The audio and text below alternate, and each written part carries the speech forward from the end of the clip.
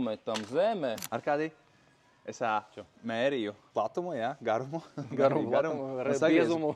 biezumu. Un es sagriezu pirkstu ar mērlēnu. Jums ir kaut kādi, cimdi vai plākseri, lai mērot, nesagriezt pirkstus?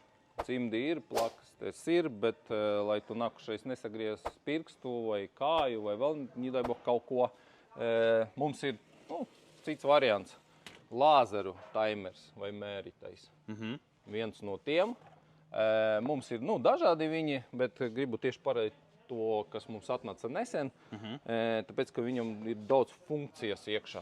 Viņš mēra arī kvadratmetrus, kubametrus, un kas man pašam baigi te iepatikās, viņam iekšā ir funkcija, ne lāzera funkcija, bet līmeņrāža funkcija, aizmirsu vārdu.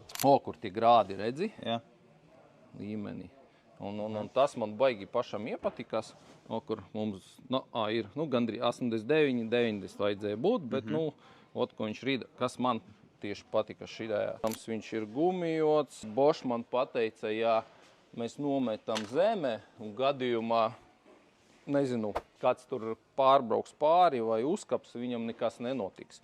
Vēl viena funkcija, tas ir Bluetooth funkcijā, sanāk tā, ka viņam, ja tu iekača programmu telefona, tu vari nomērīt kvadratūru dzīvoklim un aizsūtīt, teiksim, kolēģim. Viņš uzreiz var redzēt visu, ko tu nomēri, visu, un, teiksim, ja viņš gadījumā nav blakus vai cita objektā, viņš jau zinās tos visus izmērus. Un tā cena, es teikšu, diezgan laba, 159 eiro.